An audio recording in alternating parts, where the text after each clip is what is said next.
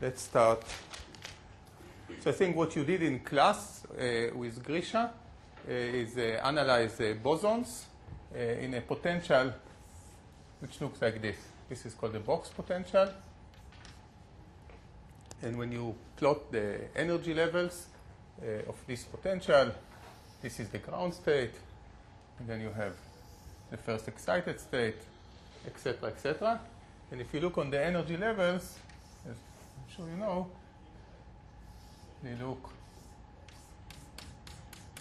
they become denser. And what you did, you wrote as a function of temperature the occupation of each level, which was according to the Bose statistics, and then you integrated over all the levels, and you excluded the ground state. By the way, you did it in 3D. Sorry. So you had a sum over all the occupation, and then you excluded the ground state occupation, as Einstein originally found out, and then you approximated the sum of all the rest of the level by an integral, and then you solved this integral, and you found that it saturates. So if you, at a constant temperature, if you add more and more atoms to the system, the number of atoms that can populate all the states except the ground state saturates, and if the total number of atoms is larger than this number, the only place that you can put them is in the ground state. And this is called Bose-Einstein condensate. Okay, and you had to solve an integral, and you found some zero of the Riemann zeta function. And what you got is that there's a certain critical temperature which depends on the density. And I will use my simple notation from lab, which says that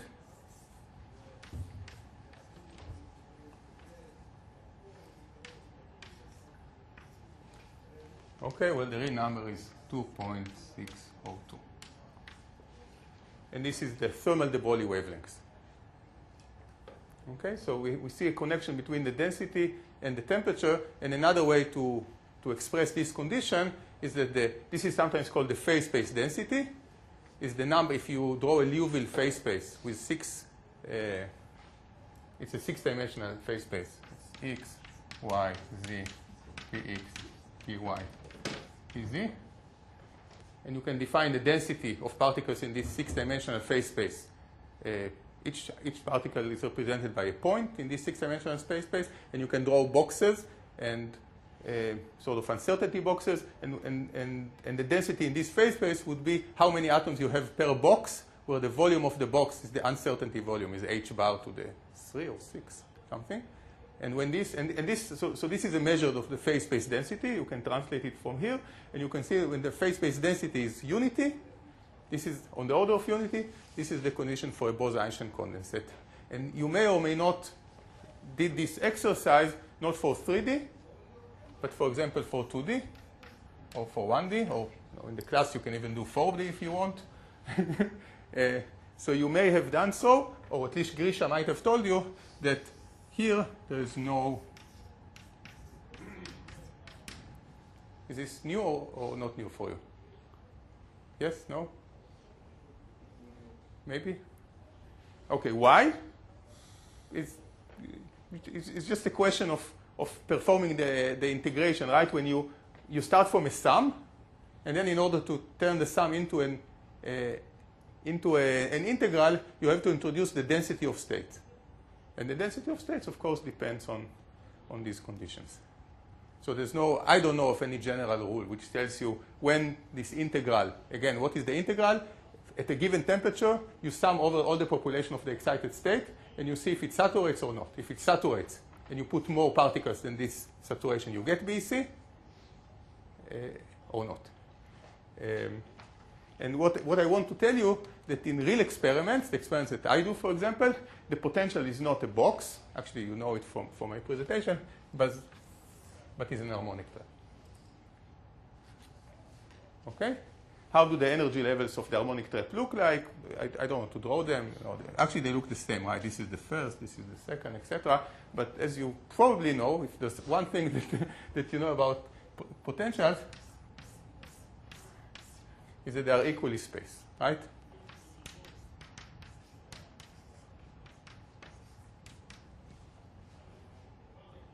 And if it's a three-dimensional harmonic potential, and then just half.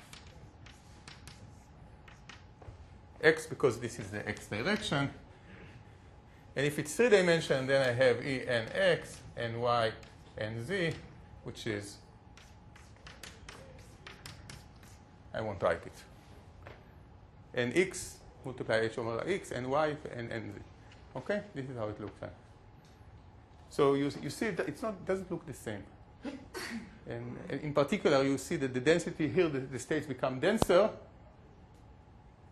And here they are equally spaced. Although in three dimensions, they do become denser. You see why. Because at a higher energy, I have many combinations of nx, ny, and nz, which give me roughly the same energy. So in three dimensions, the density of states goes up with energy, but in a different power than in one dimension. So what should we do? We have no choice. We have to start all over and write. I write the first line, and then I make 3 points, and then I give you the result.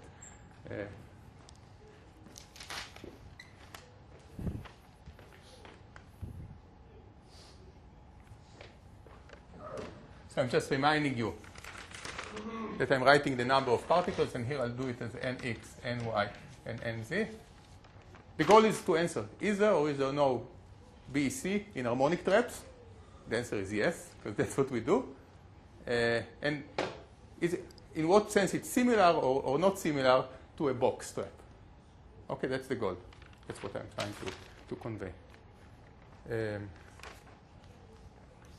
So I have here an exponent of beta. Beta is 1 over kt.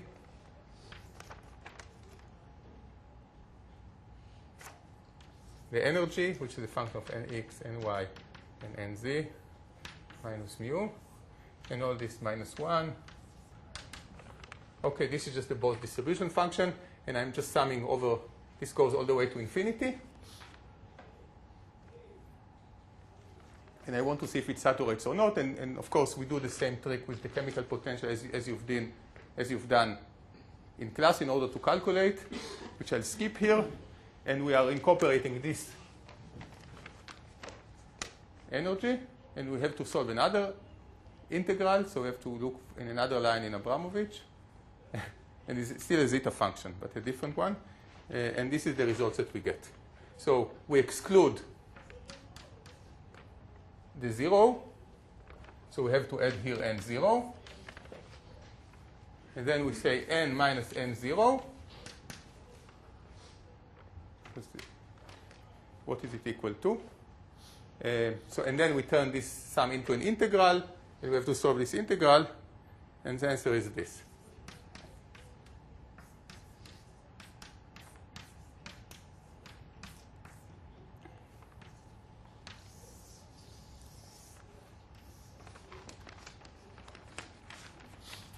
Okay? So let's call this n-criti. So at a given temperature,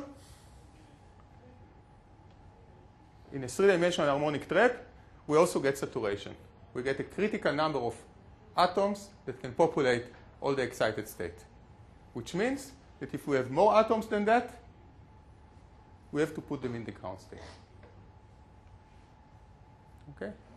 And for me, I wanted to say when I was a student, but still now, it's like a cheating explanation. So one would like to think of a Bose-Einstein condensate about this process somehow differently. And maybe I'll say just 2 words. How do I like to think about it so it looks less artificial and less mysterious? But this is a class, so we're allowed to do things like this. Just write an equation and see the result.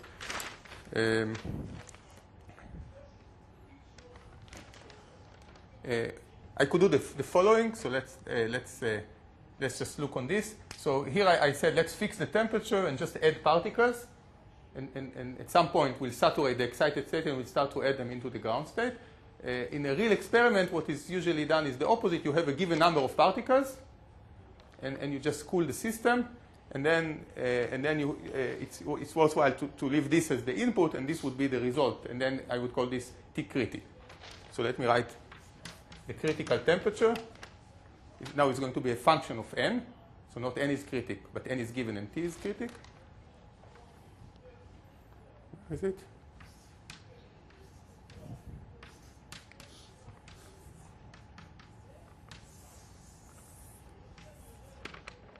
This is 1.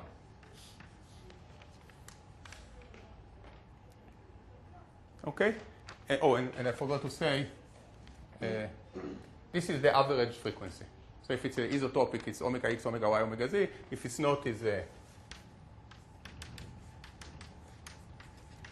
okay? So I'm looking on the average oscillation frequency, average string constant of the 3D harmonic trap.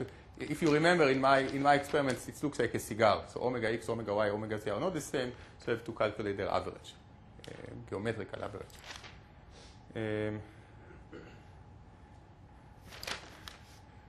So it could be, so this is the result, and does it agree with this general rule? The answer is yes. How do we see that? We calculate, for example, the mean distance between the atoms. So it's the volume divided by the particle number to the power of third. And then I can put it from here. So again, 3 points. And this is what I get. So at these conditions, if I calculate this average distance between the atom, which relates to the density, is the volume and the density, I get essentially the same result as before. So it's the same. So if you don't want to do these nasty calculations and to integrate over the Bose occupation, which is the Bose distribution function multiplied by the density of state, that's what we do when we go from a sum to an integral. If you don't want to do that, you could say, in general, up to some numerical constant, this is the condition. The distance between the particles has to be on the order of the de Broglie wave, which is what I've written on the top. And how do we know that it's true? Because we checked it for 2 examples. So it's true for the box, and it's true for the harmonic potential. So is BC in a box and in harmonic potential similar? Very much so. Happens under similar conditions, which are said here. Is it identical? No. For example, you can see that the critical density here goes as n to the 1/3 power. And if you remember last week, a calculation with Grisha, it was a different power. So what you can, I'll write it here.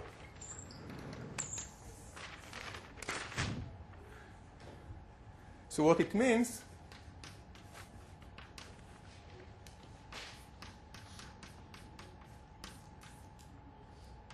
okay, so this power of 1/3, I move it here, so n criti, I'll write it here, criti, causes t criti to the third, and this gives me what you see here. So what I'm plotting you here is I divide by n. So what is the fraction of the population of the ground state? Okay? And it looks like this. This is t, and this is n0 divided by n. What fraction of the atom is in the ground state? So I'm going to plot this function.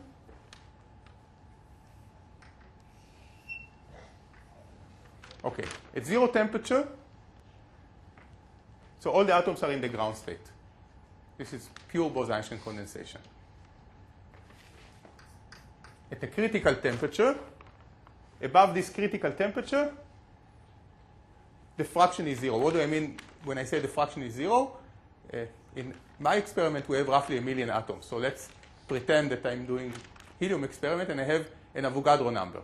Okay? So the number of atoms in my system is 10 to the 23 or more. And if I look on the Bose statistics, what is the population of the ground state in the Bose statistics above Bose-Einstein condensate? It's not 0. So why did I plot 0 here? Because it's less than 1. So when I say 0, I mean 1 over the Avogadro number. or in my experiment is 1 over a million. Of course, if I do an experiment only with 100 atoms, and people are doing that, why not? Take 100 atoms, put them in bosons, put them in a trap, cool them. So you see, I would have to do something probably like that. Of course, I will not have a phase transition, because in a finite system, everything is smooth. But with million, with million is okay. So I can say this is 0. Although you will say it's not 0, it's less than 1 divided by the total number of atoms. Okay, and here I have a second order phase transition. It's probably Grisha told you. So I have a discontinuity in this. This is called the order parameter often. If you heard this name, well, you can see why in this case, because there's order in the Bose-Einstein condensate, and there's disorder in the thermal gas. But order parameters are used, for example, in magnets. So if you have a transition to ferromagnetism, so the order parameter is the total magnetization. If all the spins point in the same direction, here the order parameter is all the atoms which have the same quantum number. So it's very much similar. I'm allowed to use the same terminology. Order parameter for the fraction of the atoms in the ground state. And this goes as 1 minus T over Tc to the power of 3. And this is a detail. This comes from our calculation. It comes from the integral we perform. So it does depend on the density of state. So it differs. It's not the same. For an harmonic trap and for a flat trap, it's not the same. For the flat trap, by the way, it's 3/2. So let's call it alpha. So it's 3 or 3/2. This is box. This is harmonic. Okay? And I also want to remind you, all this calculation is done for an ideal gas. This is what you did in class. And I already told you in my class, you didn't hear that there is no ideal gas in nature. Okay? So there are interactions, and in a few moments I will have to discuss interactions. I already tell you the answer, that when you include weak interactions, and I will define weak, this result almost does not change. Okay? So a little miracle. Somebody actually, last year, measured the effect of interaction on Tc and was able to observe a 1% change in this. So he controlled the interaction. He did the experiment twice with weak interaction and strong interaction. Did it by working at 2 different densities, 2 different traps. So the experiment was, let's cool atoms in this trap, and then let's cool atom in this trap. So see here the density is higher, the effect of interaction is stronger, and then, of course, you will not have the same Tc, because Tc, you see, depends on this. But you look on this equation, you see that here, this agrees almost precisely. Then when you go here, he saw deviations. So this is wrong, but it's 1% deviations. Okay? Because the interactions were still weak. Okay. So 3D harmonic trap and 3D box are quite similar, except some details. How about 2D or 1D? Not similar. So if you do the calculation, and I asked Grisha to give you as an exercise, but I think he wouldn't. You can perform the integral in 2D, and in 1D, and in 4D, whatever you want. And what you find is this. For a box, write it here, 2D box and 2D harmonic. So for a box, no BC. Okay? So the lesson here, we have to be a little bit careful, because I told you we proved this relation by the fact that we checked it twice and it was okay. So we would be tempted to say, let's go to a 2D system. I'll say in a moment what do I mean when I say 2D system. And we'll have a 2-dimensional density. Okay, and we'll compare it to the de Broglie square. So we'll probably have to write, if we would be tempted to modify this condition and say n 2D multiplied by lambda de Broglie second should be 1. That's in 2D. Okay, that would be my guess to achieving this Bose-Einstein condensation in 2D. And we try to apply this rule on the harmonic trap and on the box. And the result, which you would find if you would do the exercise yourself, is no and yes. Maybe you could guess it by looking on the system. You see that the harmonic trap, the density of state is smaller at higher energy. So you can see it's easier to saturate. Because if you put in atoms, the higher you go in energy, the Bose factor goes down exponentially. So you run out of places to put them. And in the box, you have more space on the top. So it's harder to saturate. So in 3D, you can saturate. In 2D, it does not. But I don't know. Maybe the explanation is wrong. But this is the correct fact. So to summarize, I see no option but performing this integral and see whether you see saturation or not. After you do it, now in 3 out of 3 cases, this simple condition holds. So saying that bosons interfere constructively, that's why when the density is such that the distance between them is on the order of the de Broglie wave, which I remind you is sort of the coherence length of an atom, is a good rule, but only works sometimes. Okay? So that's my first topic.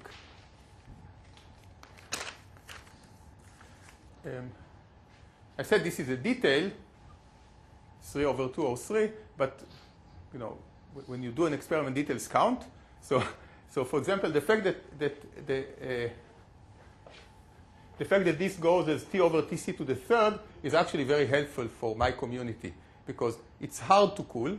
That's you heard, and in particular, it's hard to cool far below Tc. So typically, the best that people know how to do is maybe Tc over 10. It's no rule of physics. It's just reality.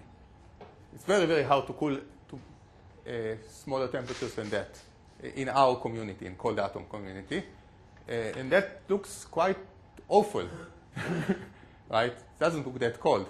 But if you look what is the fraction of thermal atoms at 10% of T criti, because of this third, is only 1 part per thousand. So we have 99.9% pure Bose-Einstein condensate, even at these lousy temperatures that we are able to achieve. So it's very good for us. So we do 0 temperature physics, at least for a while. You know, after a long time, even these 1 part per thousand thermal atoms interact with the BC and bad things happen. But for a while, we have almost a pure T equals 0 system. Don't tell any theorist which I said it, it's probably forbidden. But in reality, we don't need anything above T equals 0 theory, which means that experimentalists can do calculations because of this factor. Had we been working in a box, so it wouldn't be the case. Okay? Okay. My second topic is how to cool. So I told you very briefly, again, everybody heard it except you, that all the Bose-Einstein condensation in the world, there's laser cooling and all sorts of cooling technique, but the most successful one is this evaporative cooling, which I remind you always remove the very, very hot atoms. They take out more than the average kinetic energy. You lose atoms, but you cool much faster. And if I have time in the end, I probably won't, I will quantify that. I will write you the scaling laws for this process. It's very beautiful. So all the Bose-Einstein condensation in the world were achieved using this evaporative cooling except one. So I'm going to tell you about a different but very, very tricky way how to achieve Bose-Einstein condensation, how to cool adiabatically. So it's a small topic. It's not like the main of the field. It's esoteric. But because it's a course for statistical mechanics, there's a lesson here. So I want to show you adiabatic, which also means that it's reversible. Formation of BC.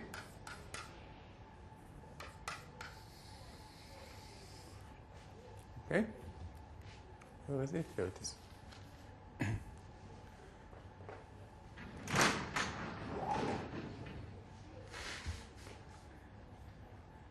So, what is adiabatic? you want to conserve the total entropy of the system, so you need two conditions. I'm going to make changes in the system, and I want the total entropy in the particles to be conserved. So I need two conditions which are often in contradiction. Condition number one, I want the system to be isolated from the environment. Okay? Of course, no system is always truly isolated with the environment. That means that I have to do what I do fast enough. Condition number two, to be adiabatic, I have to do it slow. Okay? So I have to do it fast as compared to the coupling to the environment, but I have to do it slow as compared to what we'll discuss in a moment. Fortunately, in some cases it's possible. So I can do things fast enough and slow enough. And then they are adiabatic. Okay? So let's take our harmonic trap. We have a cloud of atoms here. They have some, let's say it's a Gaussian distribution, it's thermal equilibrium. And let's forget for a moment the Bose statistics. They are quite hot. So with the Boltzmann statistics, and according to Boltzmann statistics, the distribution of velocity is Gaussian, the distribution of position is Gaussian. Okay? So I only have to characterize the distributions not by a function, but just by a number, say sigma, or we call it RMS, root mean square. So I have to say what is X RMS and what is V RMS. And of course also Y, Vy, Z, Vz in 3 dimensions. Okay? And I remind you that, okay, in a moment.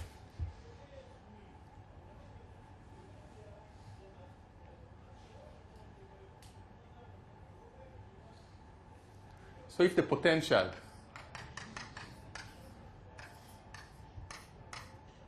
this is the potential, then you probably know that for an harmonic potential, in equilibrium, the energy is half kinetic and half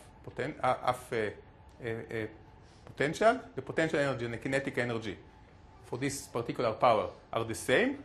So each one of them is half the total energy. And what it tells me is that at a given temperature,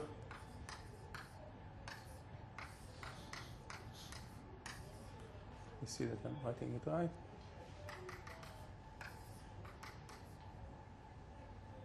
Okay.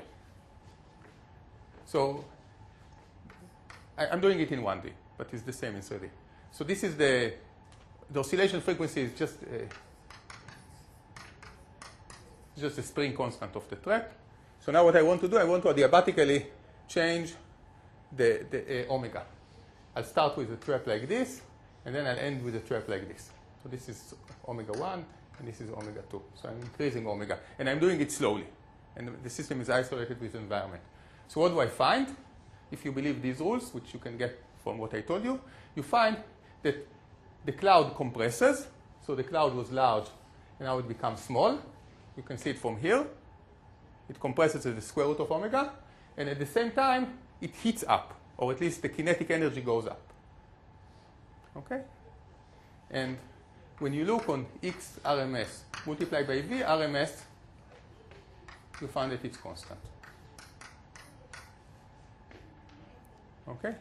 And this is exactly the phase space volume of the cloud. Remember, I told you that we have to look in phase space in 6 dimensions. So it's going to be X multiplied by Y, multiplied by Z, multiplied by Vx, multiplied by Vy, multiplied by Vz. Now, so it's a multiplication of these 6 numbers is the phase space volume of the cloud. And what is the phase space density is n divided by this, let's call it V. Okay? It's a phase space volume. It's not a volume. The volume is X, Y, Z.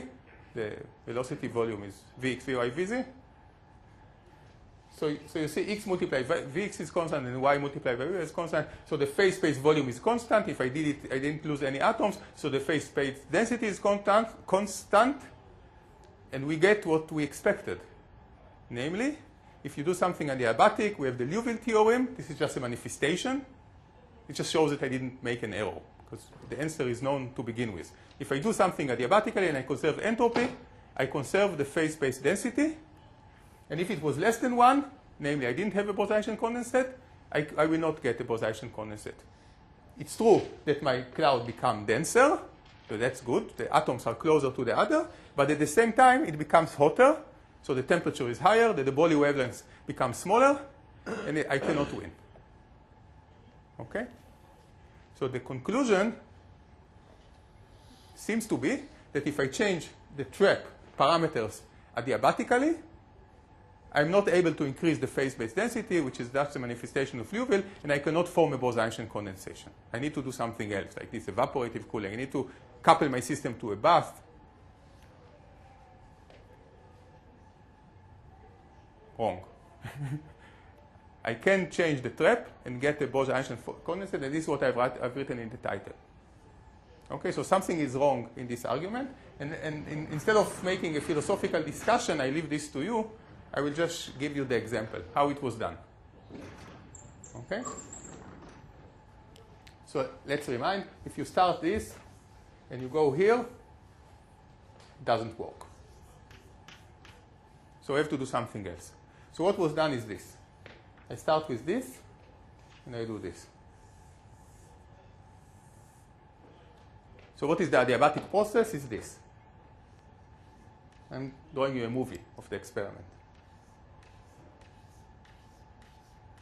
Okay, T1, T2, T3, T4. So I start here, and I end here, but I did this adiabatically. Okay?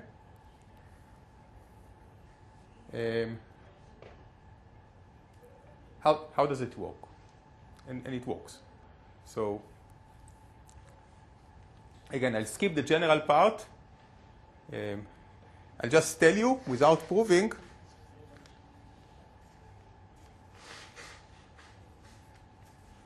What will I tell you without proving?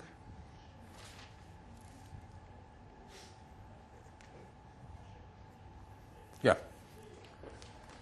So this is just an unproven statement, although it takes 5 lines to prove, but I will not prove it. This is a general statement, and then I will go into the details here, and I will present a microscopic model. So I explain how this works, but I'm not explaining the general statement. So the general statement is the following.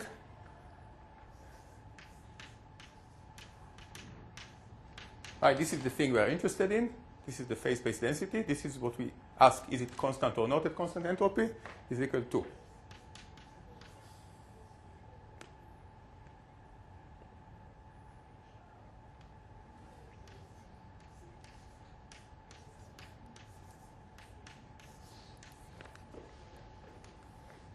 Okay. So you see it depends on the entropy per particle. And if entropy is constant, you would expect this to be constant. But now we have this additional parameter, which is called gamma. And the definition of gamma, this I don't want you to remember because I'm not explaining, so there's no point. The definition of the gamma is this. Is the normalized partial derivative of the effective volume. The effective volume is this. I call it effective because I'm in a trap, so the volume is not constant along the trap. Okay? And this parameter depends on the trap.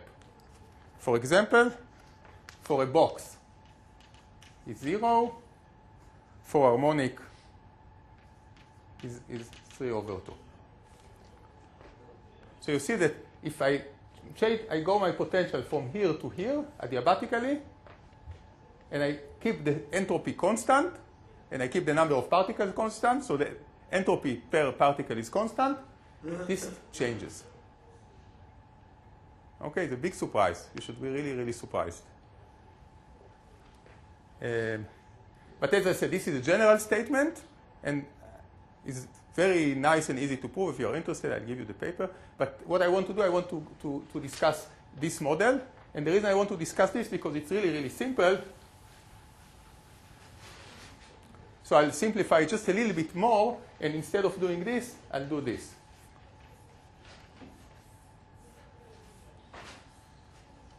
Okay? And this is sometimes called the two-box model. So I have a big box, and in 2D it would look like this. This is the big box.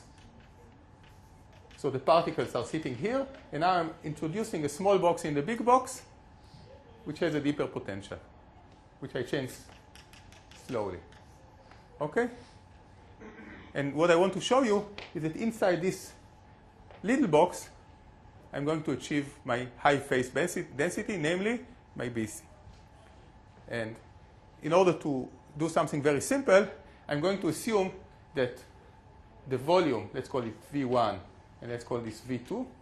So I'm going to assume that V2 is much, much, much smaller than V1, as small as I need. So I can neglect. Actually, it's exponentially smaller in some parameter. Okay, this is what I want to assume.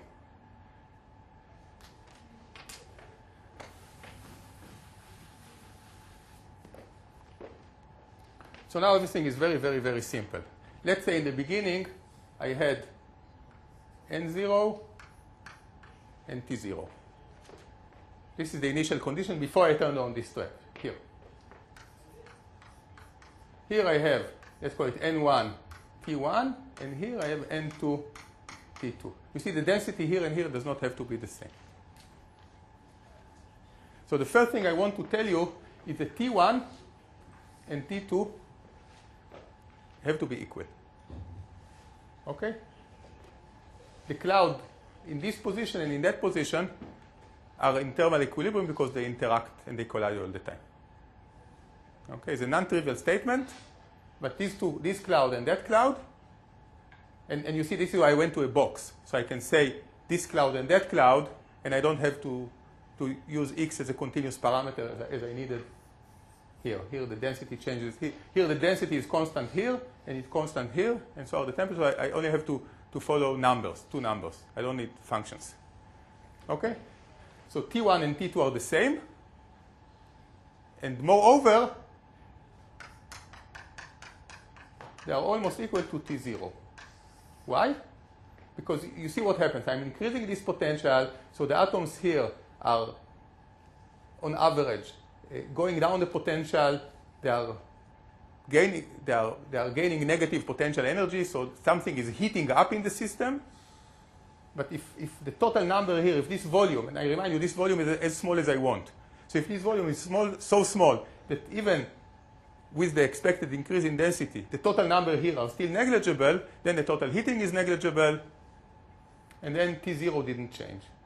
So T1 and T2 are almost the same. What about N? N1 is also almost the same as N0. Again, for the same consideration. I have a very big box and I make a very small change. It's not, because of course I have to go down a little bit because this is going to go up. But if this volume is much larger than this volume, then this density didn't change. So all that I'm left is to calculate N0. And now I'm going to write, but it's trivial, that N0, sorry, N2, the density here. So N2 divided by N1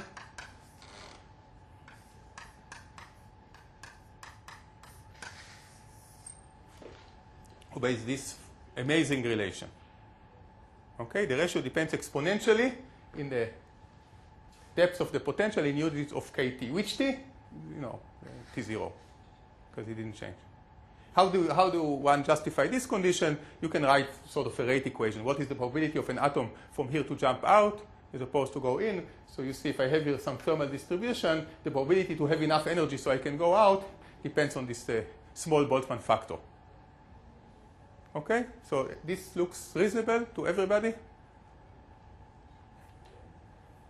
And so now we are done. N2 multiplied by T2, which is roughly the phase space density. Sorry. N2 lambda de Broglie 2 cube. This is the phase space density. This is constant, didn't change. Goes is e to the I u. Okay, it goes up exponentially.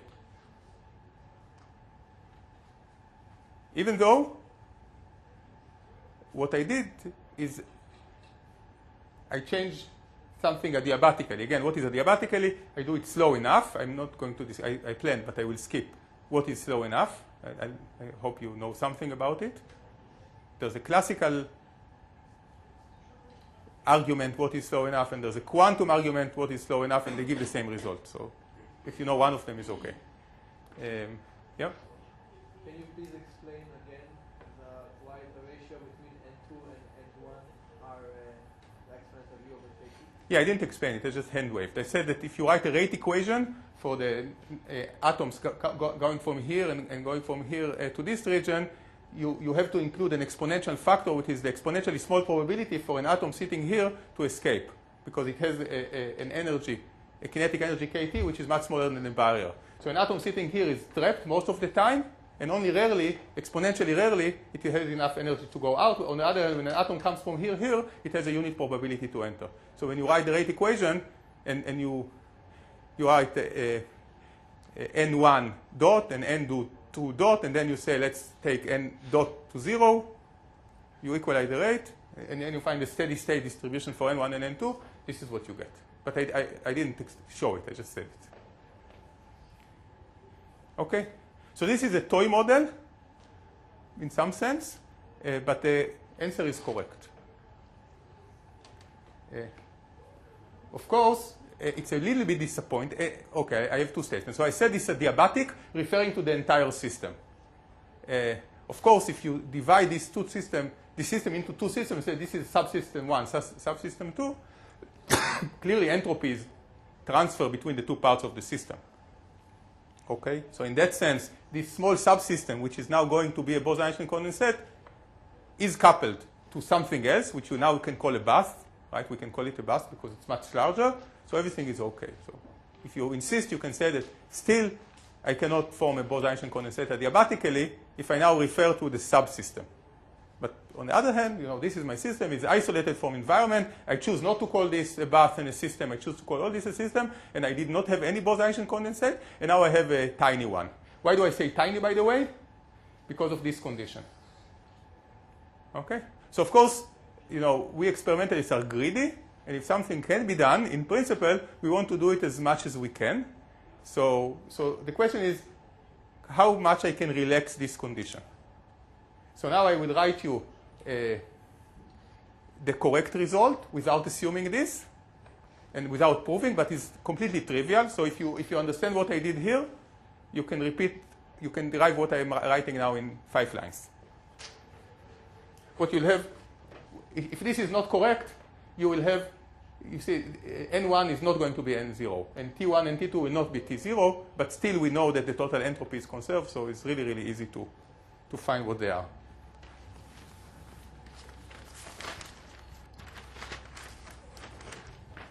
So ln of gamma is n lambda de Broglie cube. This is the phase space density, and I want to know how much it increased. So I started from phase space 0, and then 2 is the phase space in the subcloud in the little box, and I'm looking on the ratio, and I'm taking ln. Why ln? Because we saw that it grows exponentially.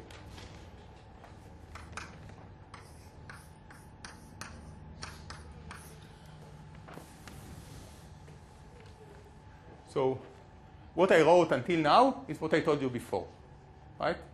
We see that the phase space grows exponentially because the ln of the phase space grows linearly with this parameter. Now I have to correct.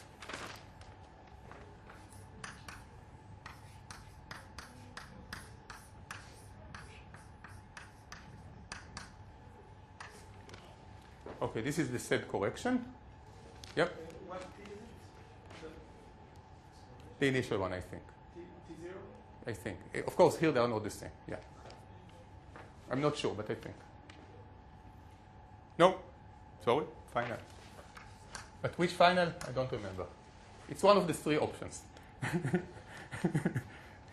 Sorry for that. Okay, so I have to say 3 things.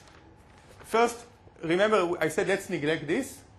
And in order to neglect this, we see indeed that we can neglect it if V2 is much smaller than V1. But you see that if this is supposed to be very large, this is the naive increase in the phase space, the naive exponential increase in the phase space. So maybe it's not surprising, if I want to increase the phase space by a factor of 1,000, I have to limit myself to a small fraction of the system, which is 1 part per 1,000. So it makes sense, of course, because of these approximations. If I only want to increase the phase space by a factor of 10, then I can do it roughly on 10% of my system. Okay, so this shows that this now quantified what I said before.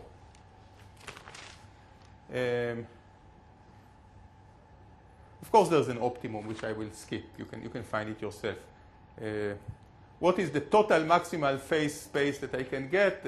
There's going to be some optimal choice of V2 and V1, but I will not discuss that. I think you see what I say. If I was too greedy and I try to make V2 divided by V1 not negligible, then of course it will not work. This will kill what I was planning to get.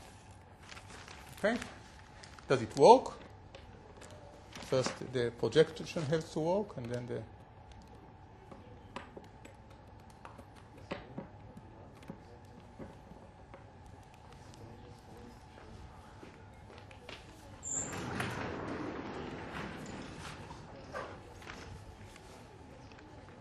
I'll turn the light in a moment.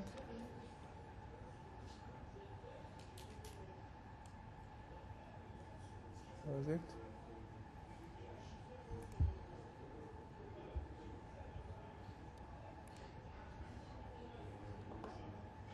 Where is it?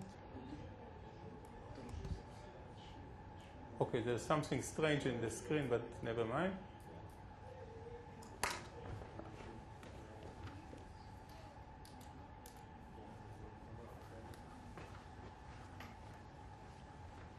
So I hope you can see. Doesn't it work?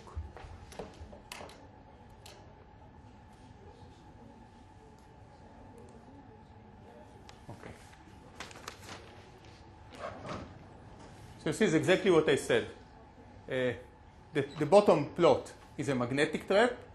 I hope you remember from my previous talk what is a magnetic trap.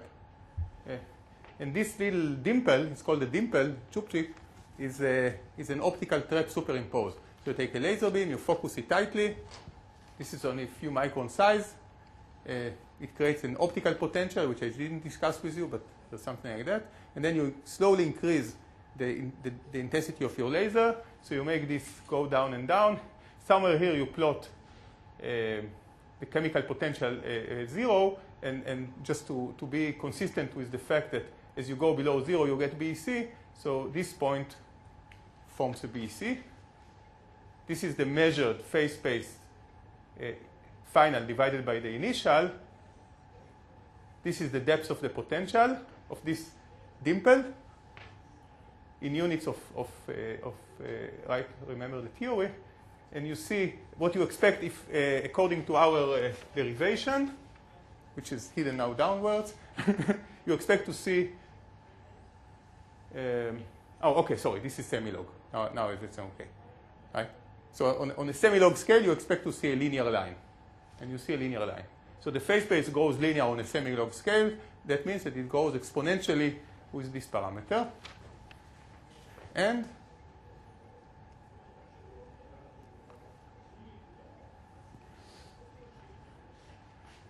if you remember my talk several weeks ago, so you remember that to see a Bose-Einstein condensate, you take a picture of the velocity distribution of the cloud. You remember how to do that? You turn off the trap, you let them expand to a large size, you take a picture of them, and then you say that the final position is a measure of the initial velocity, because they all come from a small point.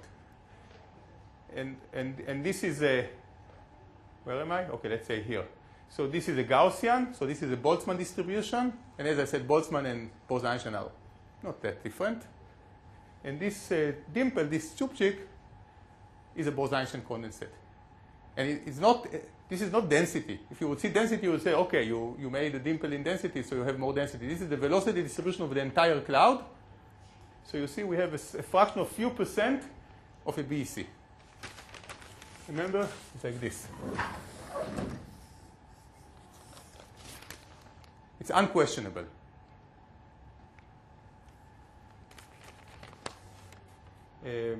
So in addition to measuring the phase space density and showing that it goes up, you see that you go from having no Bose-Einstein condensate to having a Bose-Einstein condensate, and just by counting how many atoms you have here, divide by the total number of atoms, you know what is the percentage of the Bose-Einstein condensate. So it's not 99.9 as I told you, it's only a few percent, and you see on the top, on the bottom plot, you see n0 divided by n, so you see it goes as high as 6%, and then the horizontal is time, and what he did, he just made the potential turn it on and off, and on and off, and on and off. And you see that reversibly, you get a dimple, and then it goes away, and then you get it, and it goes away. So this is indeed a reversible formation of a Bose-Einstein condensate, which is not a practical way. You see the best he could is few percent, so this moment. But I think it's extremely intriguing, in the sense that if you were taught, or you will still be taught, that phase space density and entropy per particle are the same, and therefore if you do something adiabatic and you don't change the entropy per particle, the phase space density would remain sort of Liouville. So you see Liouville is true on average, but not locally. And this is a very dramatic manifestation, as dramatic as you would expect. Yes? It's a different potential each time in the upper graph. Yeah. This axis, this is time, and I told you what he did as a function of time. He turned he made the dimple. You remember the dimple? He made it. No, but the fraction is different. You say why does the envelope go down?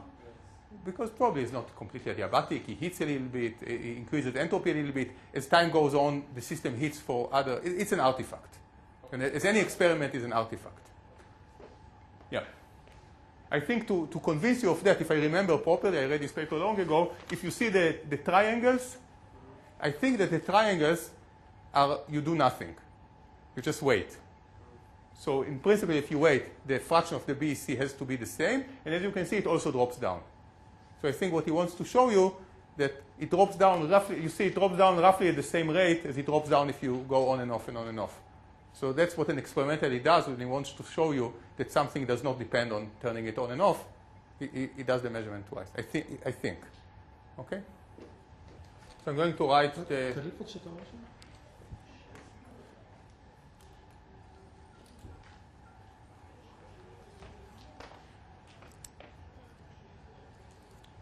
I'm going to write the dreadful word for physicists.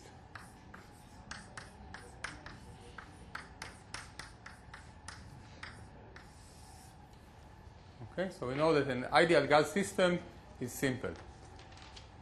As of last week, you fully know everything you have to know about it. Again, unfortunately, it does not exist in nature. There's no ideal gas in nature. So one has to consider interactions. And what does that mean? It means that if I write the Hamiltonian for an Avogadro number of particles, or in my case for 1,000,000 particles, I have to write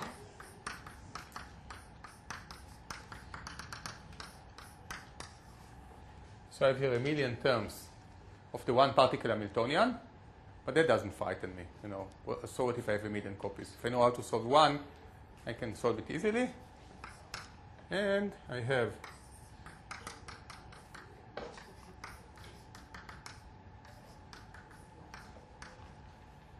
okay? I have this interaction term. So as you were told many, many times, and you will be told even more times, in general, this is unsolvable. Even for 100 particles. Nobody knows how to solve 100 interacting particles analytically, not numerically. Perhaps a quantum computer will know how to solve it, but then it's by itself sort of an interacting system. So some people call this quantum simulations. I don't know if you heard the term. Quantum simulator is, okay, here's this complicated problem we don't know how to solve, there is no computer to solve. Let's build another system with a little more control and let it solve the Schrödinger equation just by living, right? and then the solution will be interesting. So it's not a joke. This is a serious field in science. The goal, of course, is to map one problem to another problem where you have enough control on parameters and let the problem solve itself and then call it a quantum simulator. So it's a hard problem. Nobody knows how to solve it. But we do approximations. So let's start by.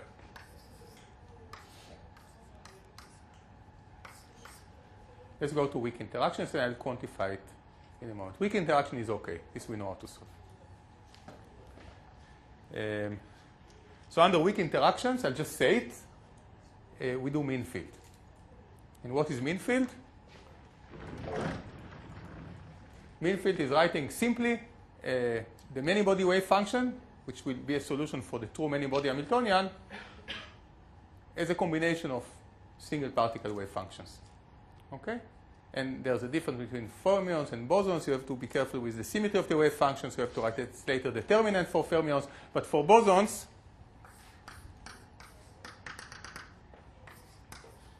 this awful creature, the many particle wave function,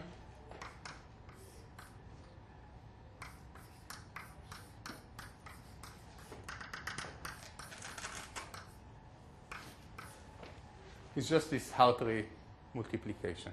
Okay? This is the simplest approximation we can do, and surprisingly, yeah, problem? Is that just complicated when you don't have interactions? Yes, it is. We assume it's still like this. But now the interaction will modify this. Okay? So if the interactions are weak, we are still assuming no correlations. That's essentially assuming we have no correlations. But the single particle wave function will obey not the Schrödinger equation, but you'll see in a moment a nonlinear Schrödinger equation. Okay? So it's a obscenely simplified approach. We just throw away all the things we don't understand, and sometimes it works, and sometimes it doesn't. It turns out that in the field of cold atoms, where I'm working, it almost always works. It's sometimes annoying how well it works. You look for physics beyond. You try to make correlations. Sometimes correlations are useful or interesting, and you have to work hard to introduce them. Okay? So, and you'll see in a moment why. On the other hand, in other systems like high TC superconductors, this is junk. You know, if you assume this, you get nothing, no agreement with experiment, no qualitative agreement, nothing. And here we get often not only qualitative agreement with experiment, but at the 1% level. So it's a 99% correct theory. Okay? And that's maybe the strength and disadvantage of our field. It's simple. Luckily, and I won't have time to talk about it today, but I did mention it last time, we can make it more and more complicated exactly by increasing the role of the interaction. And we can make it so complicated that we don't understand it, but we do it sort of by controlling a parameter. And the parameter is the strength of the interaction. Actually, let me write it now. So I just remind you. This was the condition to be on the quantum degeneracy regime, if you remember that. And now I'm going to introduce another condition. This is the condition for BC. The other condition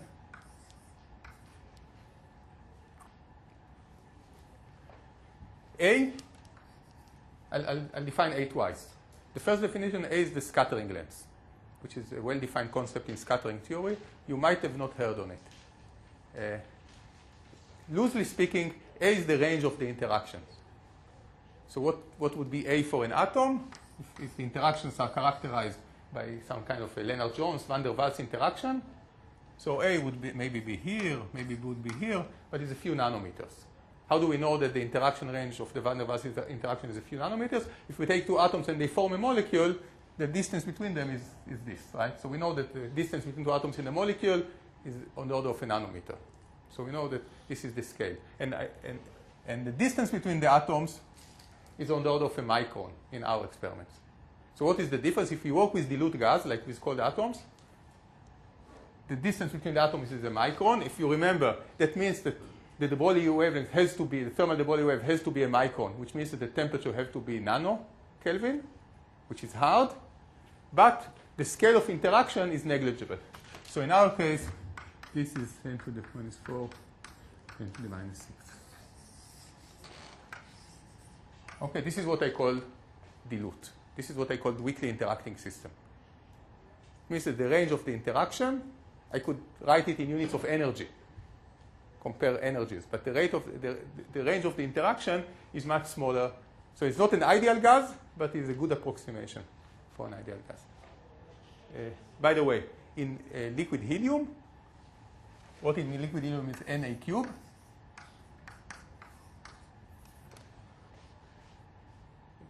You should know the answer because it's a liquid.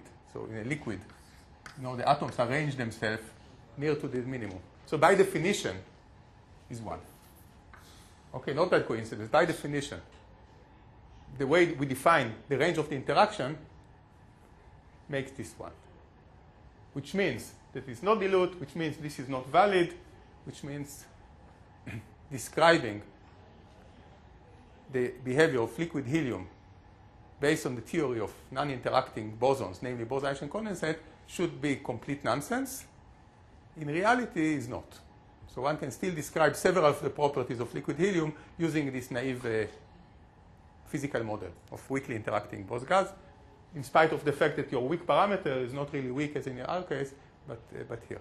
I'll also mention, and I just repeat what I said, that in modern experiments of cold atoms, the range of the interaction magically can be controlled by some trick, some experimental trick, and can be varied by many orders of magnitude, all the way to 1. Okay, so this is how we can make our experiments more and more complicated and generate sort of a liquid instead of the gas. Not by increasing the density. We don't know how to increase the density by many orders of magnitude, but by increasing the effective range of the interaction. And I said the word effective to be more exact. Why? Because you see, when I said that the range of the interaction, you see this is the Lennard-Jones potential. This is the binding energy of a real molecule. So what is the binding energy of a real molecule? You know, to break a molecule, I need to shine, say, a photon on it. So it's like 1 electron volt or 10 electron volt. Okay? Which, if I translate to temperature, is what? Like 10 to the 5 Kelvin. And we work at 10 to the minus 9 Kelvin. So you see, these very, very far tails can still affect cold atoms, right? The potential can still affect the behavior of cold atoms, even if it's many, this is say out to the 6 or something like that. So if I have 15 orders of magnitude, I can go to a large distance, and under some conditions, I can feel the interaction. So I didn't define I didn't define A. I just said it's a scattering length, and the scattering length can be manipulated by many orders of magnitude and can make the system not weakly interacting. But let's forget all this, and let's remember that this is a very short scale, few nanometers, so our system is very dilute, which means that we can use this very simple Hartree approximation, which means that we have a chance to solve this many-body Schrödinger equation. Okay, but we don't stop there. We go one step beyond, and we say, what can we say about this? See, this is complicated and involves all sorts of parameters. So we do another thing. I need a different pen. I'll do it like this. Okay? We use a model which is called contact interaction. So the potential is only manifested when the two particles are sitting in the same position. Okay, it's another huge simplification. Another way to say that it's a delta function. If you do a Fourier transform of the potential, that means that you get the k dependence of the scattering matrix. Then a delta function is in a Fourier plane, so in the k space is uniform. So the scattering potential does not depend on k, does not depend on the relative momentum of the two atoms. This is what happens when you have a point potential. I will not justify this except by, again, hand waving. So my hand waving argument now is that if this range is so small, is only a few nanometers, and the wave function which it has to scatter is characterized by the de Broglie wave, which is huge, then it really acts as a point source. So the details of this potential, if it looks like this, or like this, or like this, doesn't matter. Okay? That's why a model which replaces it with a delta function potential, which kind of looks like this, is okay. And is properly normalized. So, delta function can have a finite area. You know that. It's a limit of having something which has a smaller and smaller width and higher height with a constant area.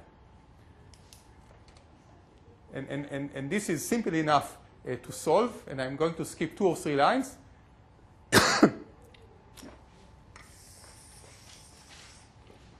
And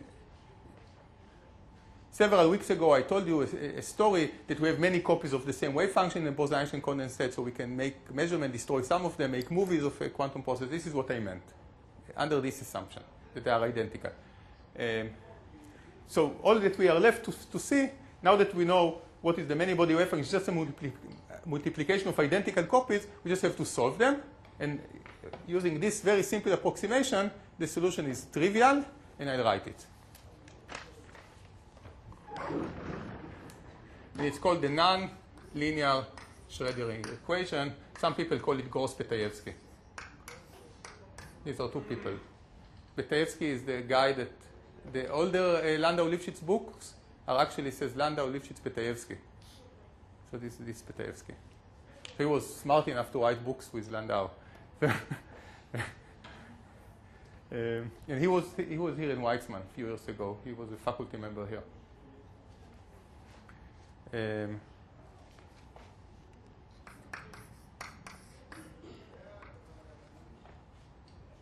Okay, I don't have time, so I'll skip the time-dependent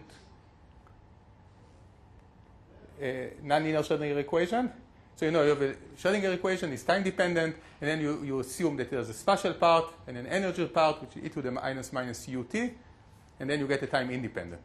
Okay, so I'll already write the time-independent.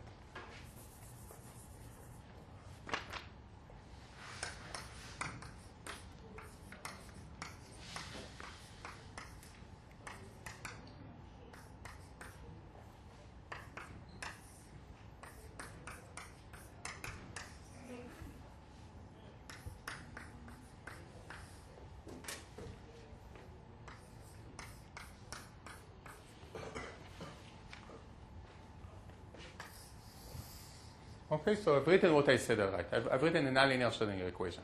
What is a nonlinear Schrödinger equation? Or a Hartree Schrödinger equation? It's a Schrödinger equation. I have kinetic part. I have external potential. So they act on a wave function. And they give, here I'm not writing the energy, but the chemical potential multiplied by the wave function. So this is Schrödinger. And here's the nonlinear part. What is the nonlinear part? And why is it so simple? It's because this delta interaction. So a particle, and this is a coupling strength, which depends on the scattering length, but never mind. So the wave function fills, in addition to the kinetic part and the external potential, another potential, which is the interaction potential. Interaction with what? With the mean field of all the other particles. So this is normalized in such a way that is the sum of all the wave functions. So I have, essentially I have here somewhere hides n, the number of particles. If I add more and more particles, I have to normalize properly. Okay? Just a comment. And if you remember this equation, and you should, this is just n, by the way. Just the density. So the nonlinear Schrödinger equation, Gross-Petayevsky equation, is used in cold atoms. Nonlinear optics, if you heard about nonlinear optics, is the same equation. Instead of Schrödinger is Maxwell. But still, you have the index of refraction, which we call potential, is a function of the intensity of the light. So the light changes the index of refraction, but then the index of refraction changes the light. So you see, it looks very, very simple. It is simple as compared to this horrible beast, but it's still not trivial. Because I'm looking for phi, but I need phi here.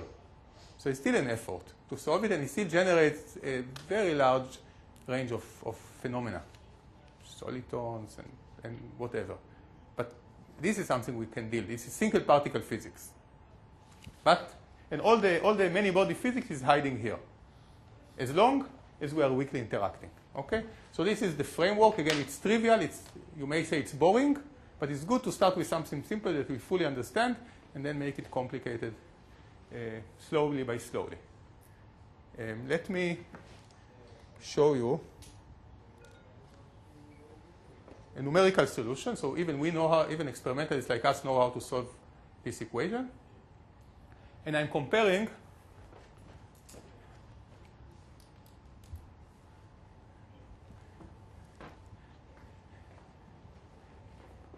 it's a solution for a 3D Bose gas in an harmonic potential, and I'm looking for the ground state. I solve this equation for the ground state. And on the left, you see an ideal gas. So in the simulation, there is an ideal gas, just in the experiment not. And what do you see over there? What is this tiny spot? Is the ground state, and it's at t equals 0. So no temperature. So what is the ground state of a many-body Bose, weakly interacting Bose gas at t equals 0 in an harmonic potential? All the particles, all the wave functions are the ground state of the harmonic potential. What is the ground state of an harmonic potential? Is this little Gaussian. And it's very small. You know, ground states are small. It's typically a few nanometers. Okay? And what I'm showing you to the right is a huge surprise. Huge. I told you that our system is weakly interacting. And I said it like 6 times, and I quantified it. So you would expect that solving the Schrödinger or the nonlinear Schrödinger equation, you know, what is this? It's weak, because the interactions are weak. And what you see to the right is the solution for an interacting ground state under, you know, some conditions like that, where this dilution parameter is 10 to the minus 5, 6. So this is a huge effect. And I forgot to say, the interaction between the particles can be repulsive or attractive. Okay? And of course, it has to be repulsive. If the interaction is attractive, we have an unstable system and it will collapse. By the way, I told you that people know how to control the size of this effective interaction range. They also know how to control experimentally with using one of these tricks, which I didn't mention, to go from an effective, repulsive, or attractive interaction. Which looks strange, but is again not so strange, because in scattering theory, probably you remember that when I scatter a wave function, all that matters is the phase that it acquires. And the phase is the integral over the potential, and the integral is modulo 2 pi. So going from positive to negative phase shift between the particle is no big deal if you change parameter. And having either positive or negative phase shift means that if I write the 2-particle wave function and I look what is the probability to be close to 0, then it changes sign, or the amplitude to be changes sign. So when I say the word effective, I can say whatever I want, but the effective interaction between 2 particles can be positive or negative and can be controlled. If it's negative, it collapses. If it's positive, that means that there's repulsive interaction. I just finished my sentence. And this is what we calculate. This is the solution of nonlinear Schrödinger equation. And you see this dramatic effect. Yeah? What do you mean collapses? I mean, the graph on the left one looks like everything's collapsing. Well, collapse probably means that you will... okay. Collapses means the following. The true ground state of... we work with rubidium molecules. So the true ground state of rubidium molecules is a metal. So all this gas state is metastable. And it survives because, as you probably know, if I have a gas of particles, and when 2 particles collide, they cannot form a molecule because somebody has to take out this energy. So at least 3 particles have to collide, and then 2 will form a molecule or will reduce their internal state on the way to the real ground state, which is a metal. So I'm going to build my metal atom by atom, or a cluster, or something like that. And then the 3rd particle will carry away the energy. So we work at such low densities that the rate of 3-particle collision is many seconds. So our experiment survives for many seconds. So when I say it collapsed, it means that the density... so if I now solve the nonlinear Schrödinger equation, the true ground state under attractive interaction would be maybe 1,000 times. You see, this is 1,000 times larger. It will be 1,000 times smaller. That means that all the particles, according to this, want to sit in the same nanometer cube. And they will... some complicated physics will form, and you'll get like a little blob of metal which, boing, will fall on the floor. So that's what I mean collapse. And people have actually done that. And it even has a name. It's called Bosanova, because it's like a supernova. It's like this collapse. So actually what really happens is that they change at some point the interaction from repulsive to attractive, and then everything collapses, and like in a supernova, it hits the center, and then it blows up. And but all this, of course, all the energy scale is nanokelvin. So it sounds dramatic, but and it's slow. Everything here is slow because the atoms move slow. It's a slow motion. But okay. So I'm going to discuss repulsive interaction. And what you see is that the ground state looks not at all like the ground state of attractive interaction, which means that when I told you that the system has a weak interaction, it was in this sense. But in a sense that enables me to assume this Hartree approximation, as somebody asked here, how come nothing changed because of the interaction? I'm still using this, I'm still neglecting correlation. And answer, yes, I am neglecting correlation. I have this Hartree wave function, but it's very, very much different. So the interactions are not negligible as compared to something else. And I have here a small calculation that shows you why it happens, but I'll skip that. I don't have time.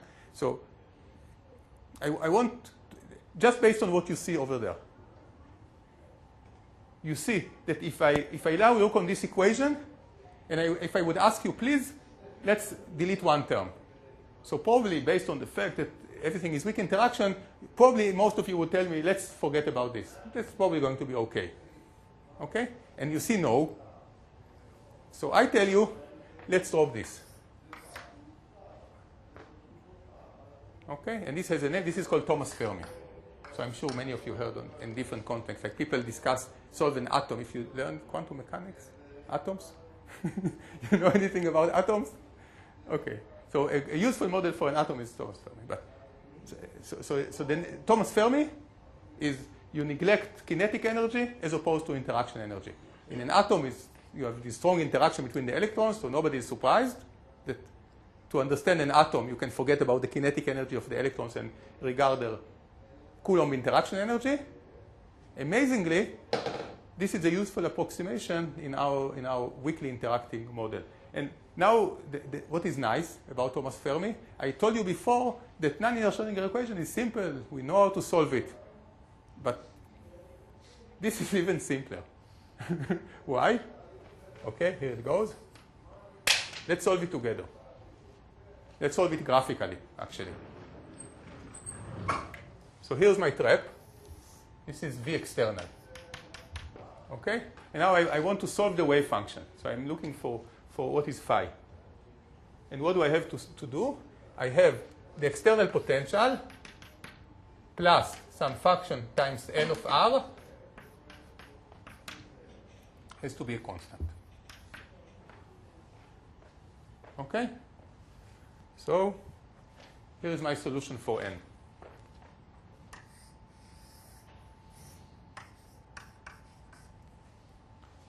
Okay, we all agree? N plus V has to be a constant. So as an exercise, what would be N in this trap? Okay.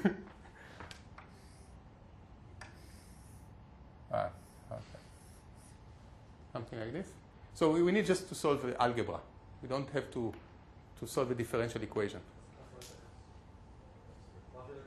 Okay. Yeah, if you want, I'm מחלק בפי. Okay, this is the solution. V plus N multiplied by coupling constant is equal to constant. Really, there's nothing. Maybe the only more simple thing than that is also to neglect this, which means that in a box, N is constant. Okay? Now, I'll skip that. If I take a cross-section of the picture to the right, it's a function of R and Z. So let me take a cross-section.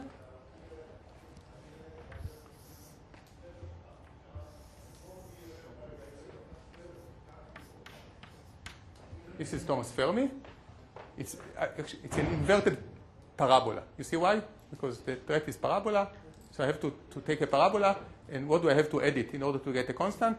An inverted parabola. This is how the ground state looks like. Of course, you should say it's not physical, because here I have infinite kinetic energy, because I have an infinite derivative. So the assumption that I neglected kinetic energy here definitely breaks down. So what is the real solution of the real full equation, not neglecting it? Looks like this.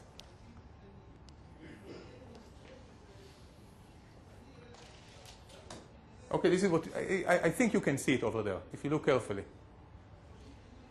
Okay? So the ground state of a Bose-Einstein condensation under the Hartree approximation, under the weak interaction in the sense that there are no correlation, under the assumption that the scattering potential is a delta function, under all these obscene assumptions, give this exact result or approximation result which agrees with experiment at the 1% level. Okay? So we really understand the ground state of the system because it's so simple. And the next challenge would be to look on the excitation spectrum of the system. So I think that's probably the last topic I can cover. So maybe I'll start with the experimental technique. How do we, I mean, basically that's what physicists do when they have a system. They either try to understand the properties. In our case, it's the ground state because we're at t equals 0, if you remember my initial statement. So we are at the ground state, and this is the ground state. And the next thing, you want to excite the system and understand the excitation spectrum. Excitation spectrum is going to be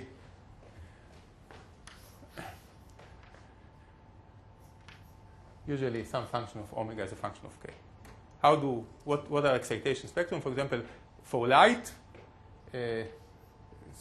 for an ideal gas, we know that omega goes as k squared. Okay?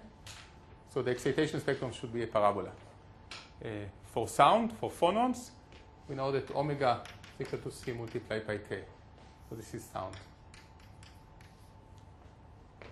There are other type of excitations. There are rotons. There are optical phonons. So this is the kind of things people want to measure.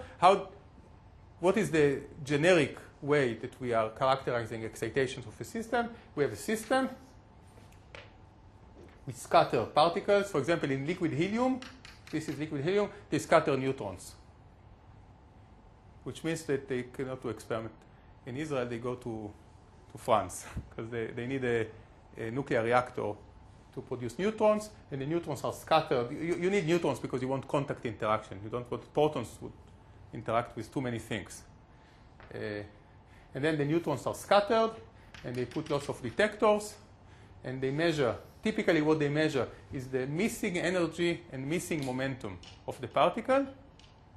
And then you assume that so this angle alpha is probably related to k, to the momentum that the neutron was scattered at. And then you have to measure the energy. So you measure it here, you measure it as a function of angle, or you can change the energy of the incoming neutrons. And slowly, painfully, point by point, you map this excitation spectrum. Okay? So in the cold atom system, we do essentially the same, but we don't scatter neutrons, we scatter photons. So how does it look? Okay. Looks like this.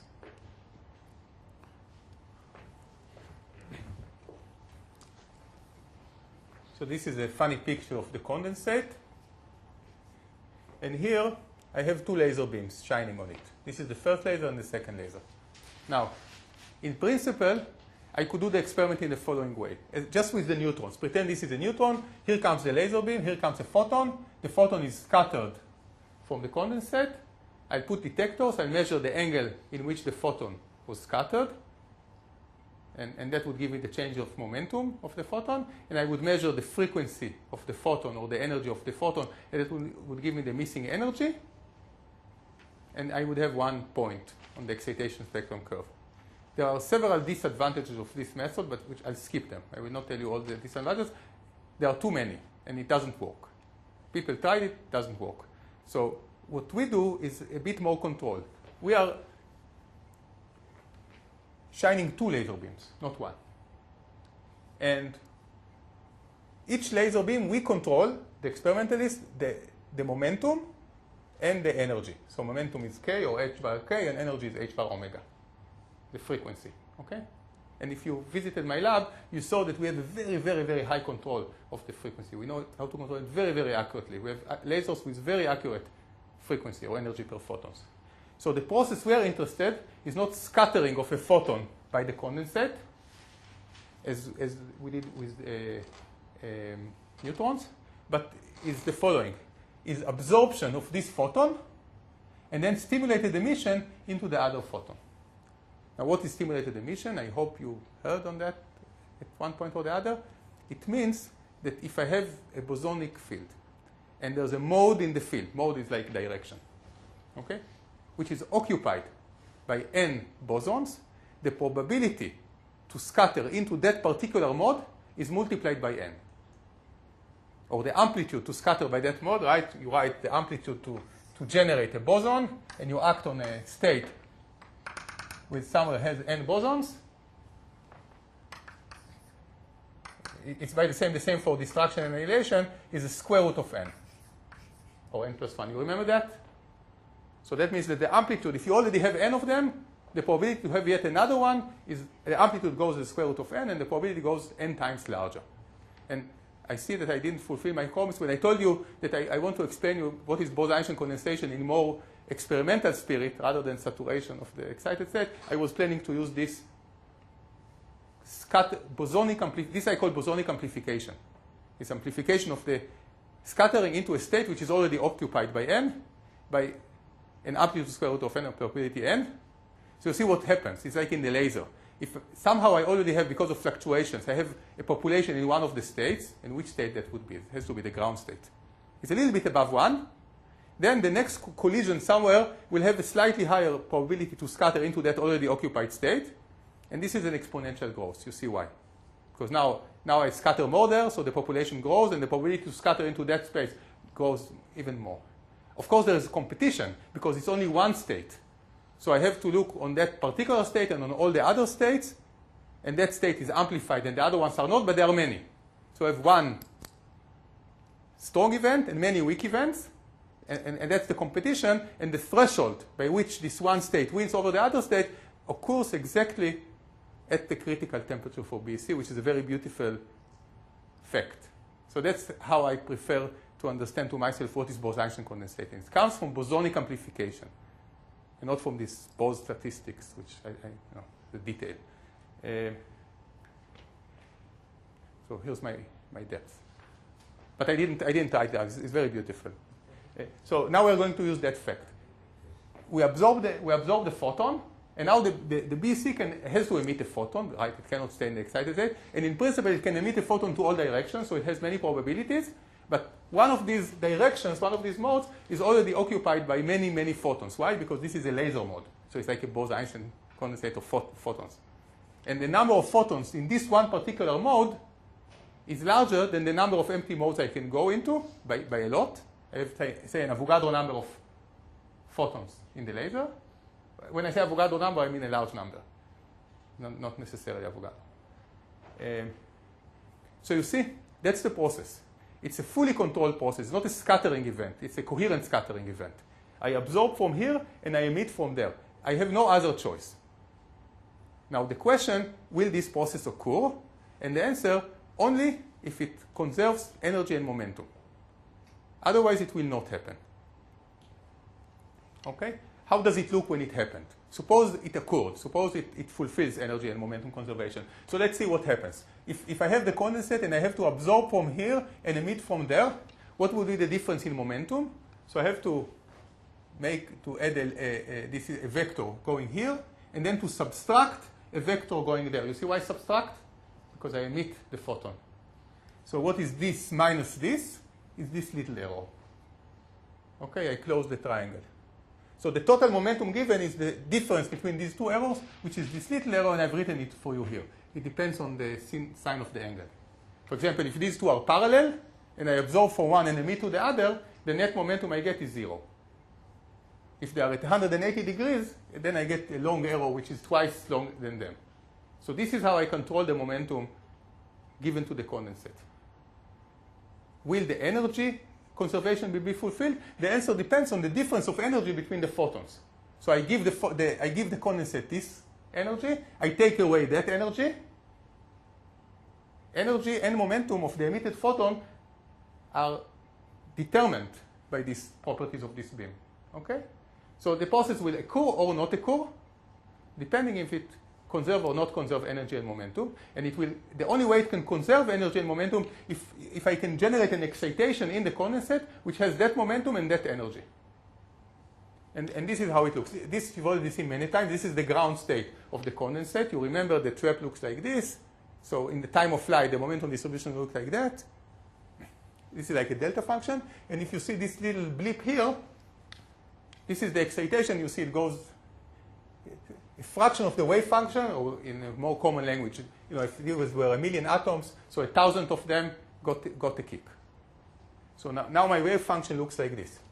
And if you very, very carefully look, you probably can see this circle around here. Do you see this circle? Where does it come from?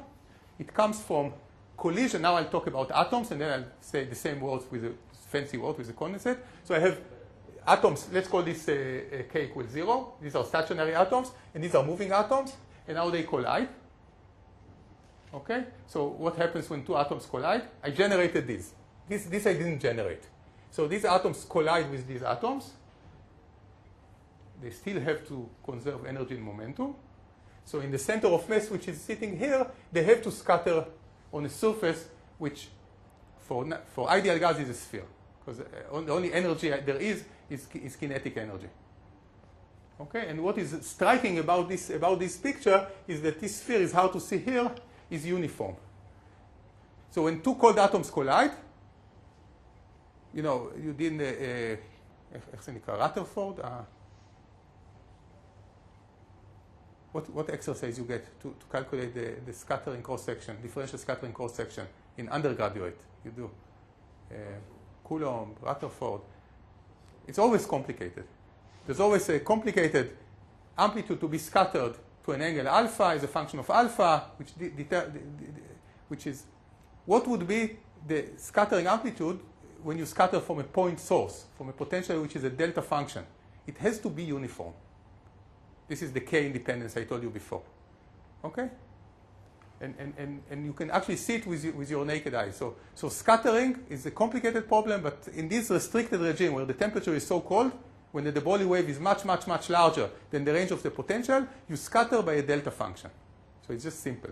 It's just uniform scattering. So this relates to what I owed you, this simplifying approximation, which helps us so much, can be checked. So now how does the experiment work? I change the angle, I change the frequency, and I count how many atoms I have here.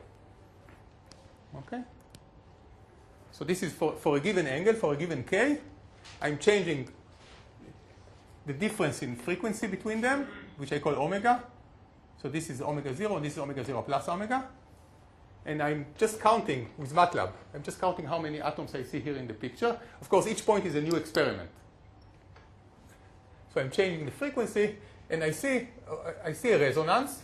By the way, I see a resonance in positive and negative, but this is okay, because I can either absorb from here and emit from here, which means this needs to have more energy, or I can do the opposite, absorb from here and emit from here. So it's clear that I have a resonance with positive and with negative. Look on the scale. The scale is kilohertz.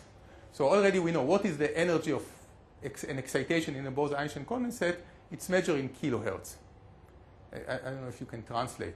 Kilohertz is a very low energy after you multiply it by h bar. So we are really working in a low energy regime.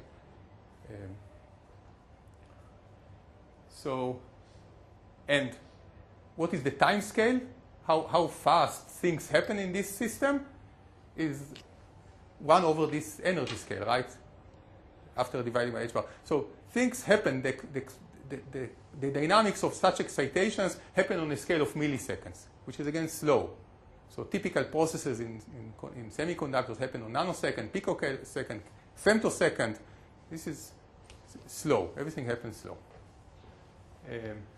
So now we take this central point, and what can we say about this graph? Let's forget about the other one. It's just a mirror. So we can take this central point and say this is the location of the resonance. So we call this omega of k. And now we're going to change k and do that. We can also ask why is there a width? You told us that you need to generate an excitation. So what happens here? You create part of an excitation. So the width of the resonance tells us something about, say, the coherence time, the lifetime of the excitation, etc. And there are other things we can learn. So now we are changing the angle. We are changing k, and each point here, this is omega of k, is this center. So it takes a long time to make this measurement. So this is our experimental data. This is, by the way, the parabola. You see this parabola?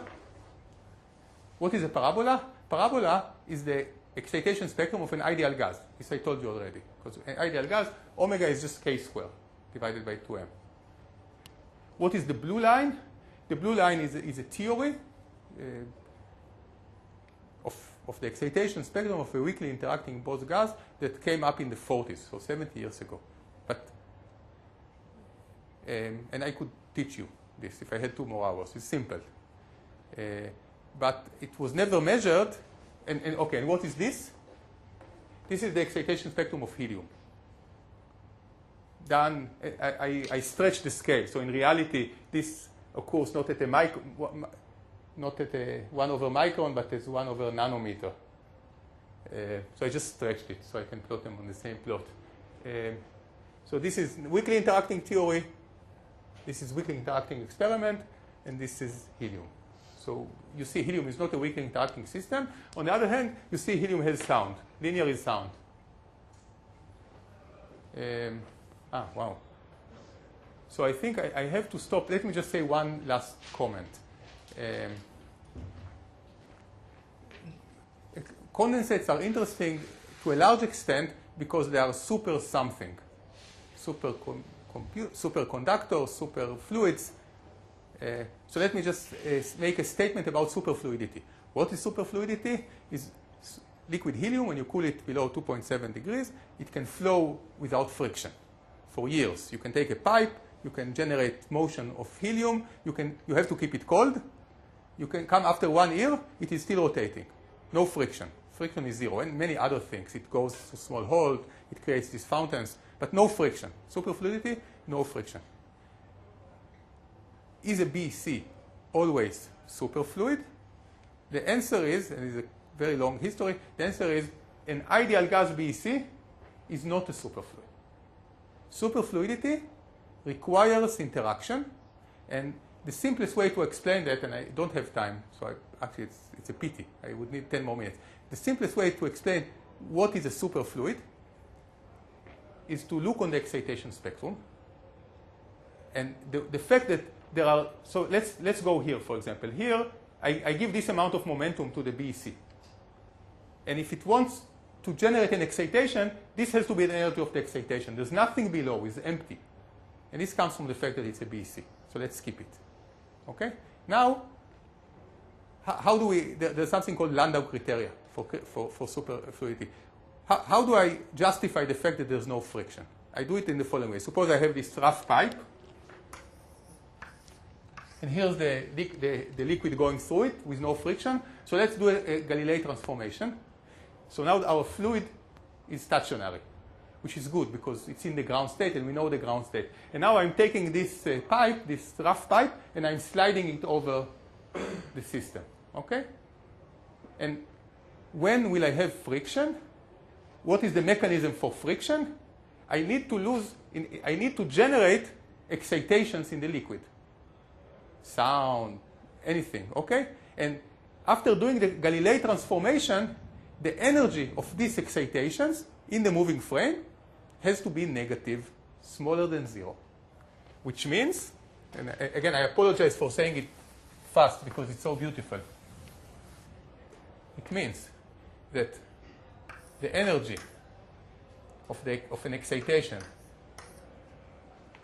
of K, I don't know what K is, I'll choose K in the end, shifted. I'll write it P.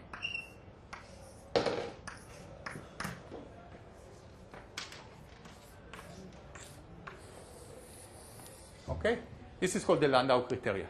It means that in the moving frame, which is Doppler shifted, there has to be some P, I don't know what it is, but if there is even some P, some momentum, where an excitation having this momentum will have an energy which is negative in this shifted frame, you see the shifted frame, there's a scalar product. So probably what I'll have to do, I'll have to choose P, which is opposite to V. So this is maximal. If it's negative, that means that it's unstable. And then what I do,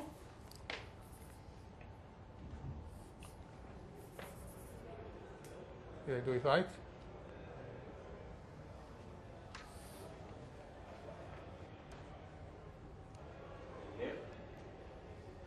Okay. Yeah, I'm finishing in 1 minute. Okay, something bad is here with the direction, so forgive me for that as well. But the bottom line is the following. I look on the excitation spectrum, and if I move the system at a velocity v, so it depends on v. If I move at a velocity v, and the excitation spectrum is entirely sitting above, again, I apologize for that, above, so I have to do this. I apologize, I'm just changing the sign. If this happens, oh no, then there is no excitation. Everything is okay. I showed you what is the condition for having friction, and now I say no friction will occur when this occurs. It takes too much energy to generate an excitation at the momentum p. And therefore, I cannot generate an excitation while conserving energy and momentum, and I have no friction. This is the mechanism for superfluidity. And you see, the question is, what energy is required for an excitation K? And you see that in this Bogoliubov spectrum, there is a minimal slope. So E over K has a minimal slope. Here is this minimal slope, and it's the sound velocity. Whereas without interaction, I have a parabola. E over K, I can always generate lower and lower and lower K excitation, which will have parabolically small energy. So an ideal gas, no matter how slowly you move something through it, we can always generate excitations which fulfill energy and momentum, or which in the Doppler shifted, the Galilean shifted frame will have negative energy, so they are unstable. And you need this linear slope to protect the system from generating excitation to become superfluid. And I plan to show you beautiful experiments which show that the Bose-Einstein condensate is only a superfluid when the interactions are strong enough. But my general final statement is, you know the excitation spectrum of the system, you understand it to a large extent, the dynamic, the properties, whether it's superfluid or not, coherence times, and all that stuff.